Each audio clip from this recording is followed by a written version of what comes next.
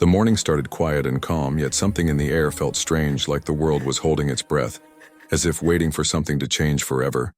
And in a small house on the edge of town, a woman named Sarah smiled softly while making breakfast for her little boy Liam and the man who had promised to protect them both. Daniel. Daniel watched her moving around the kitchen with sleepy eyes, her hair loose, her laughter gentle and warm. She was a single mom who had fought through pain and heartbreak to build a new life. And Daniel admired her strength more than she ever knew. He wasn't Liam's real father, but in every way that mattered, he was. The smell of coffee filled the room and the sun slipped through the curtains, painting the floor in golden stripes. Sarah hummed a tune as Liam giggled, chasing his toy car under the table. Daniel thought this was peace, this was love, this was all he ever wanted. But sometimes the quiet before disaster feels just like happiness, and that morning was one of those times. A knock came at the door. Sudden and sharp, Daniel went to open it, but no one was there. Only a small envelope on the ground with Sarah's name written on it. She looked at it with confusion. But before she could open it, the phone rang loud enough to make her flinch. She picked it up and froze, her face going pale as snow. Daniel asked what was wrong, but she didn't answer. Instead, she whispered something he could barely hear, then hung up. Her hands were shaking.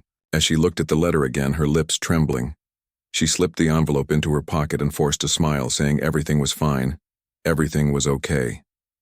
But her eyes said otherwise. Later that day, Sarah took Liam to school. She kissed him goodbye, held him a little too long, and told him to be good. Daniel waited at home, thinking she would return soon, but she never did. Hours passed. He called her phone again and again. No answer. He drove to the school, but the teacher said she had left. Right after dropping Liam off, he went to every shop, every street, every friend. No one had seen her, not even once. By night, the town felt colder, the silence heavier. Daniel sat by the window staring at the road, the clock ticking louder and louder. He called the police. They asked questions he had no answers to. They said maybe she needed space, maybe she ran away, maybe she wanted a new start. But Daniel shook his head. No, she wouldn't leave Liam. She wouldn't leave like this. Days turned into weeks, still no sign. Her car was found abandoned near the forest. Her bag missing, her phone turned off. The police called it a voluntary disappearance, but Daniel felt it in his bones. Something terrible had happened. He started seeing her face everywhere. In strangers, in crowds, in dreams. He heard her voice calling his name in the dark nights he walked through the forest, calling out for her until his throat went dry, until his legs gave up, until he realized he was talking to the wind. One night, as he sat in Liam's room watching the boy sleep, he remembered something Sarah once said. It was late. They were lying in bed and she whispered, "If anything happens to me, don't believe everything you hear." At the time, he laughed, thinking it was a joke now. Those words felt like a warning echoing in his mind like thunder before a storm. He began to dig into her past, searching for anyone who might know where she went. He found old photos of her with people he didn't recognize, faces crossed, out letters half burned. He discovered she had changed her name years ago before meeting him and had never told anyone her real one. Every clue only raised more questions, and every answer led to another dead end. Liam kept asking when Mommy would come back, and Daniel didn't know what to say. He promised she would one day, even though he didn't believe it himself. 7 days after she vanished, Daniel woke up to find something new on the doorstep. A small box with no name on it. Inside was a single locket shaped like a heart. He opened it and found a picture of Sarah and Liam smiling together on one side, and on the other, a small note with 3 words written in her handwriting. Don't look back. Those words burned into his mind. Didn't know what they meant or who had left the box, but deep inside he knew it wasn't over. Not even close. Nights turned into months and months into years. Daniel kept her memory alive for Liam, telling stories of how brave and kind she was. Tried to smile, but loneliness sat beside him every night like a shadow. He stopped counting the days, but he never stopped waiting. Sometimes when the wind howled through the trees, he thought he heard her voice calling from far away, soft and broken, like an echo from another world. And even after 7 years, Daniel still kept her picture on his nightstand, still whispered her name before sleeping, still believed she was out there somewhere waiting for the right moment to come back and finish the story she left behind, and deep inside him a fear began to grow because he knew when that moment came, nothing would ever be the same again. 7 long years passed since the morning Sarah vanished like smoke in the wind, and every day felt like walking through a dream that refused to end. Daniel never gave up hope, but hope had turned heavy like a stone he carried inside his chest. He still lived in the same house, still kept her photo on the kitchen wall, and still waited for the sound of her footsteps on the porch. Liam was no longer a little boy. He had grown taller with his mother's eyes and her soft smile. But behind that smile was the same question that Daniel could never answer. Where did Mommy go? Each morning, Daniel woke early, made breakfast, packed Liam's lunch, and watched him walk to the bus stop. He tried to fill the silence with small things, fixing the fence, painting the porch, reading old letters. But nothing filled the space Sarah left behind. Her absence was like a ghost that never stopped whispering. The neighbors had stopped asking questions long ago. The police had closed the file and called it unresolved disappearance. Daniel hated that word. Unresolved. It meant forgotten. But he could never forget. Not when her memory was stitched into every corner of his life. Sometimes he dreamed of her calling his name from across a river, her hand reaching out. But no matter how fast he ran, he never reached her before the water pulled her away, and he would wake up with his heart racing and sweat on his skin, hearing her voice fade into the dark. Liam grew quiet as the years went on. He was smart, kind, and strong. But the missing piece inside him never healed. Every birthday, he blew out the candles with one wish: please bring Mommy back. And Daniel watched with a heavy heart, knowing he could never promise that wish would come true. One evening, while going through an old drawer, Daniel found the small locket Sarah had left behind, the one with the words "Don't look back." It had tarnished over time, but her handwriting was still clear. He turned it in his hand, feeling something shift inside him. Maybe the message meant more than he thought. Maybe she wanted him to stop searching. Maybe she was trying to protect him from something bigger than he could see. He told himself to let go. But letting go felt like betraying her. So he didn't. He began to dig again, quietly this time, searching online for missing person reports, for clues, for anything that matched her name or face. Sometimes he thought he found her, but every time it was someone else, a stranger with the same eyes, the same hair, but never her. The nights grew colder as another winter arrived. Daniel often sat on the porch with a blanket wrapped around his shoulders, watching the stars and listening to the wind. He talked to her as if she were beside him, telling her about Liam's grades, the new job, the leaky roof. He imagined her smiling at him, saying she was proud, saying she missed him too. One night Liam came out and sat beside him, asking softly, "Dad, do you think she's still alive?" And Daniel froze for a long moment before answering, "I don't know, son, but I feel she's out there somewhere, and one day we'll know the truth." Liam nodded and leaned against his shoulder, and they sat there in silence, two souls holding on to a promise they couldn't explain. The following week, Daniel received a letter in the mail with no return address. His heart jumped. He opened it carefully. Inside was a single sheet of paper with only one sentence written in blue ink.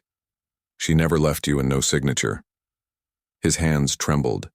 The handwriting looked familiar, but he couldn't be sure. He compared it to her old notes. It was close, almost the same, but something was off, like someone was trying to copy it. He read the words again and again. "She never left you." What did it mean? Was it a message or a warning? That night he couldn't sleep. Every sound outside made him sit up. Every shadow made him wonder if someone was watching when morning came.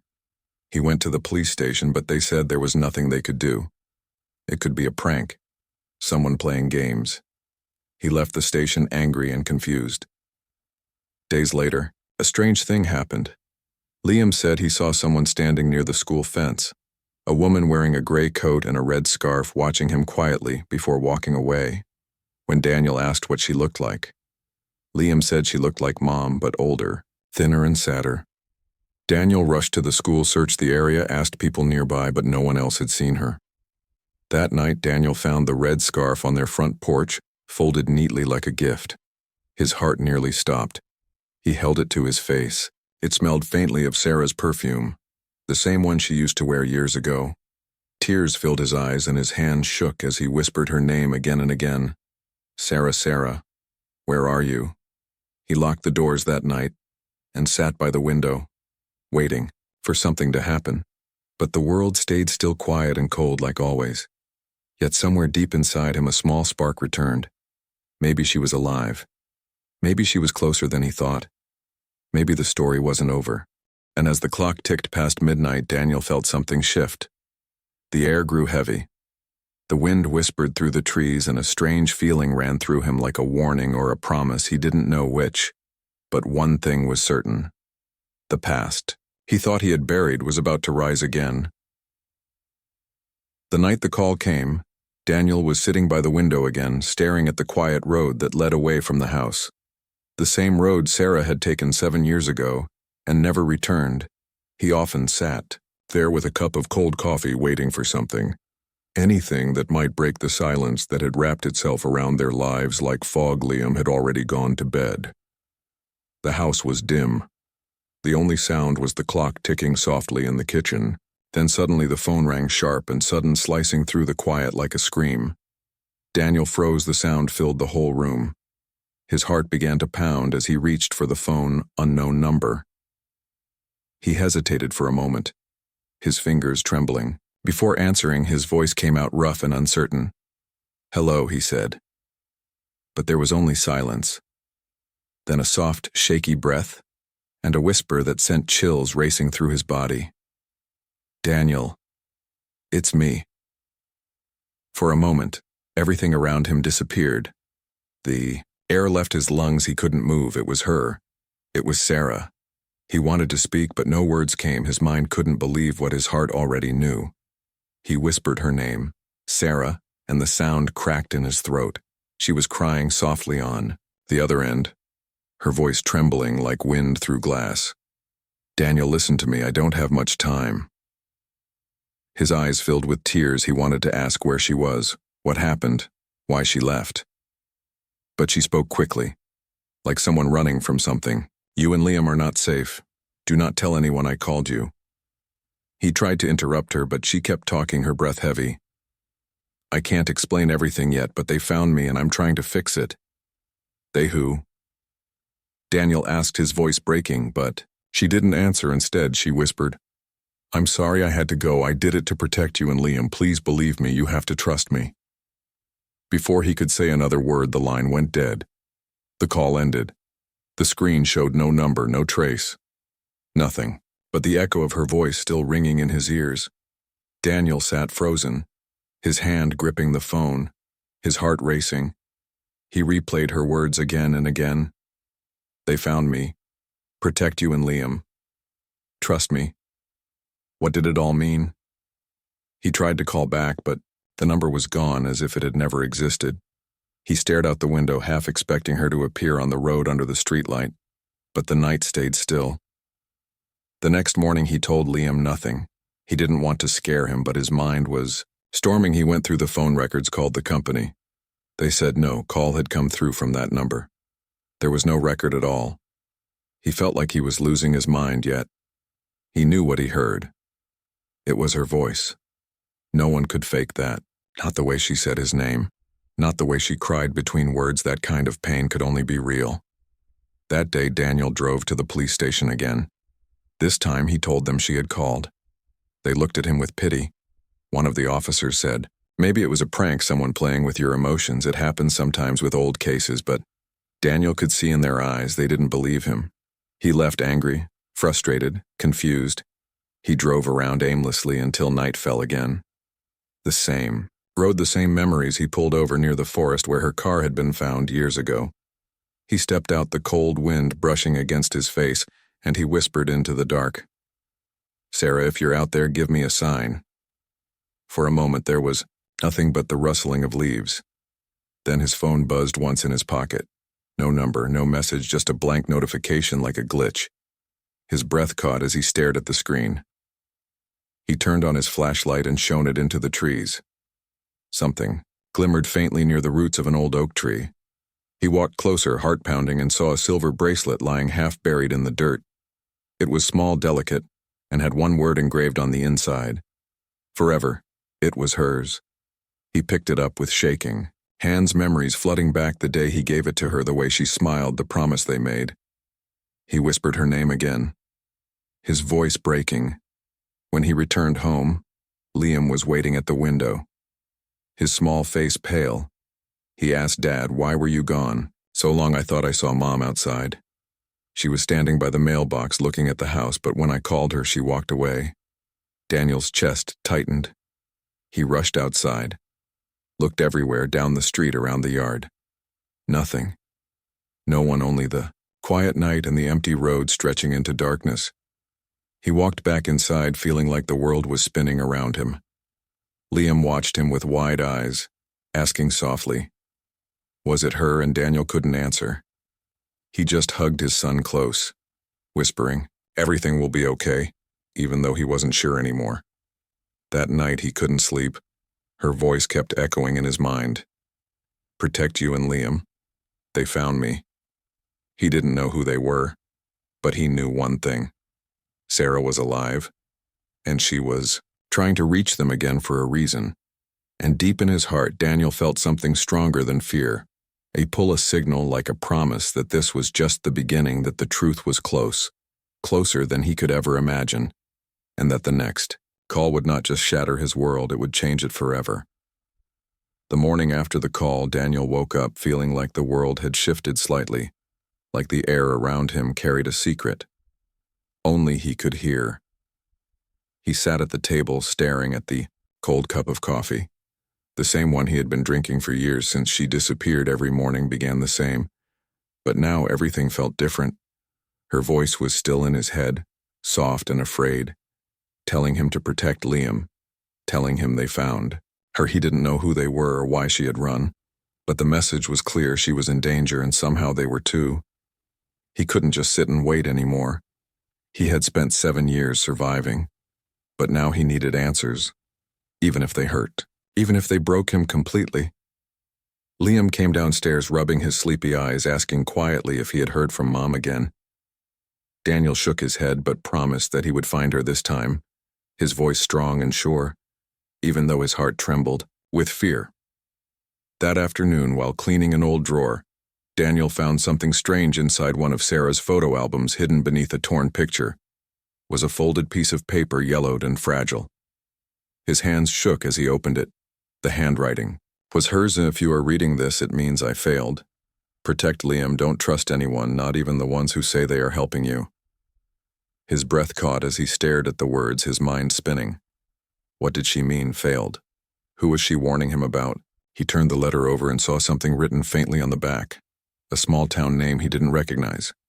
Clearwater Bay. He grabbed his car keys, told Liam he had to run some errands, and promised to be back soon. Then he drove without thinking, the letter resting on the seat beside him. The road stretched endlessly ahead, lined with trees that seemed to whisper as he passed by. He kept replaying her voice in his mind, hearing her say, "Daniel, please trust me." After 3 hours, he reached the small coastal town. The air smelled of salt and old secrets. The streets were quiet, only a few shops and a diner near the harbor. He parked the car and walked into the diner. The old waitress behind the counter looked up with a smile, but her eyes studied him carefully, like she knew something he didn't. He showed her Sarah's picture, asked if she had ever seen her before. The woman froze for a split second, then shook her head too quickly, saying no, sorry, but her hands trembled as she poured the coffee. Daniel noticed the hesitation. He thanked her and left, but he saw her whisper to a man sitting by the window. As soon as he turned his back, outside the wind picked up and rain began to fall. He pulled his jacket tighter and walked along the main street until he saw a small clinic on the corner. The lights were still on. He stepped inside and saw a nurse sorting files. She looked tired but kind when he showed her Sarah's picture. Her eyes widened in shock. "You know her, don't you?" Daniel said, his voice soft.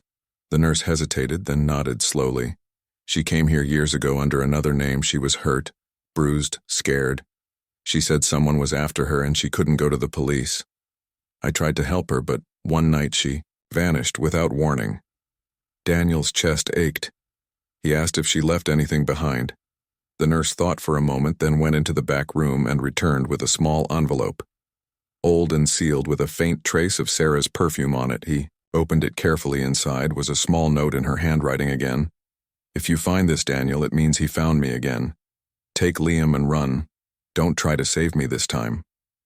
Daniel's hands shook, the words blurred through his tears. He looked up at the nurse, asking who she meant, but the woman shook her head.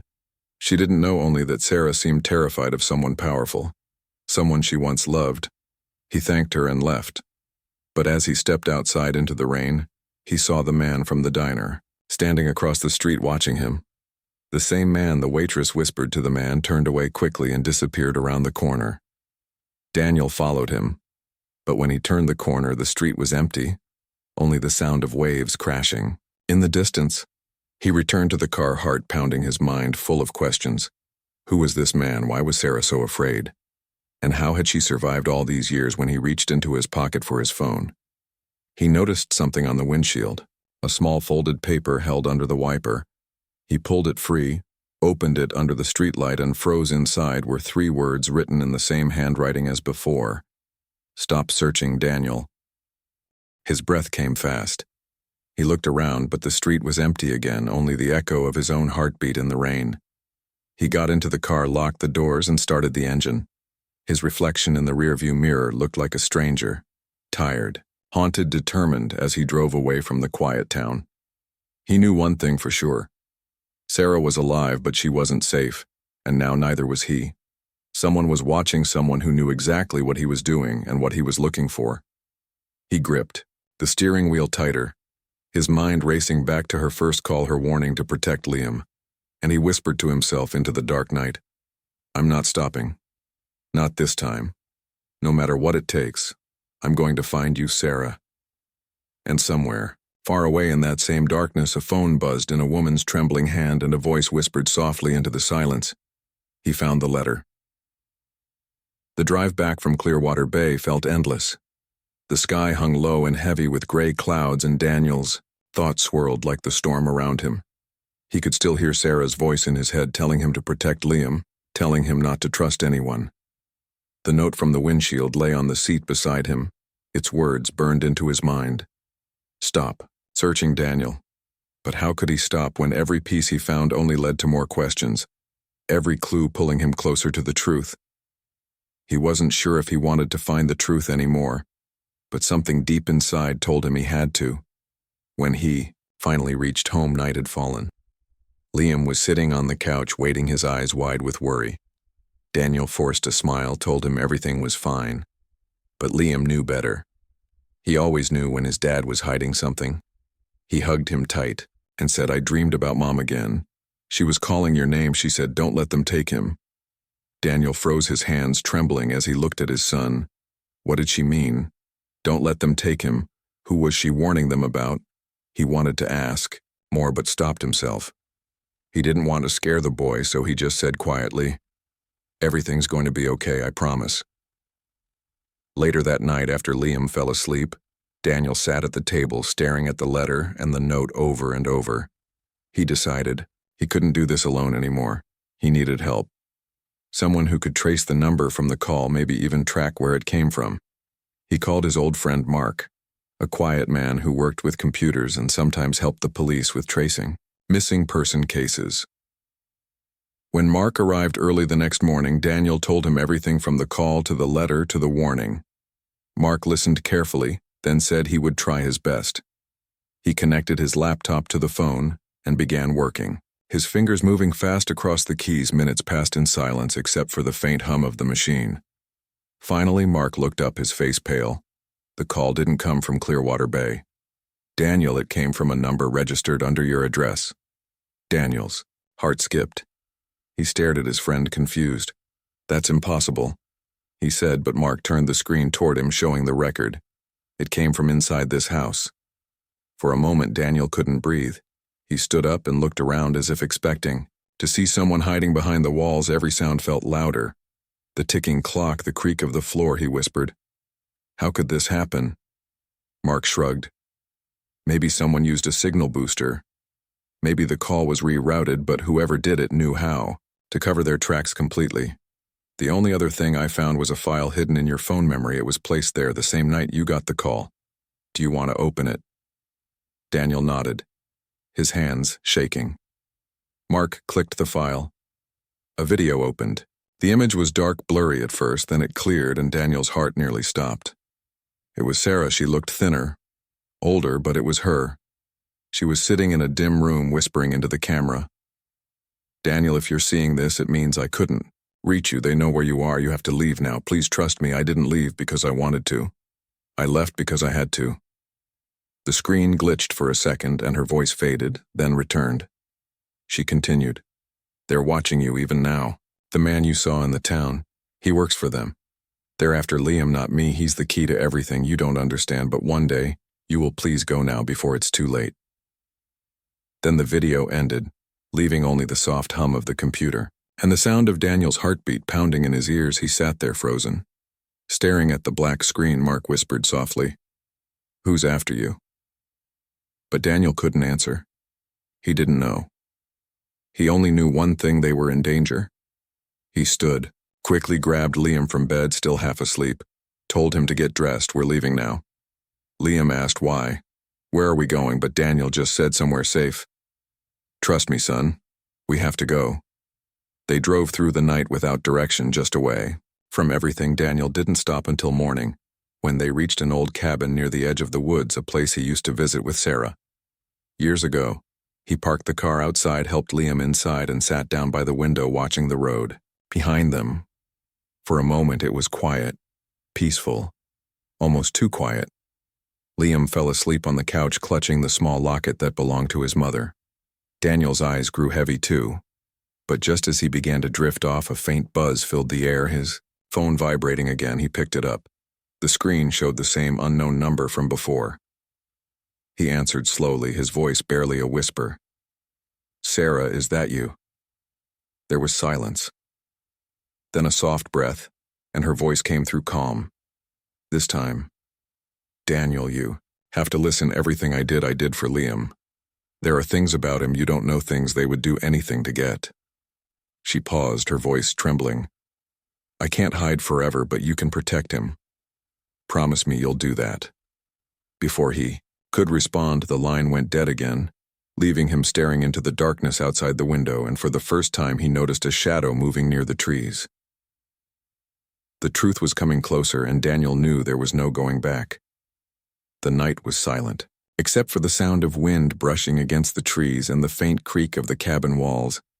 Daniel sat by the window, staring into the darkness, where a shadow had moved moments ago.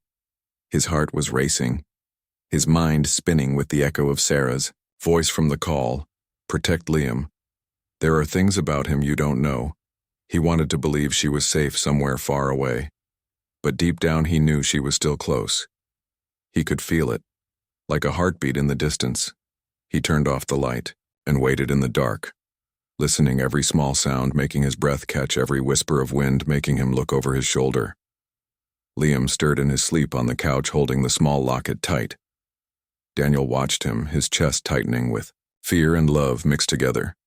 He thought of Sarah's message about Liam being the key, but to what? What could a child hold that made people hunt them? What secret was she protecting? Then came the knock. 3 slow knocks on the cabin door. Daniel froze, the phone still in his hand. His first thought was to hide Liam. He moved quietly, covered the boy with a blanket, and whispered, "Stay quiet no matter what."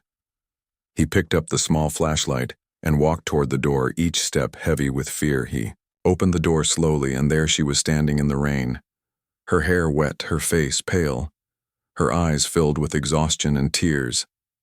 "Sarah," Daniel whispered, his voice breaking. She looked at him for a long moment, then stepped inside, trembling, as he closed the door behind her. She reached out, touched his face like she couldn't believe he was real. "I had to come," she whispered. "I couldn't stay hidden anymore. They know where you are." Daniel pulled her close, his hands shaking. He wanted to ask 1,000 questions, but her eyes told him she didn't have much time.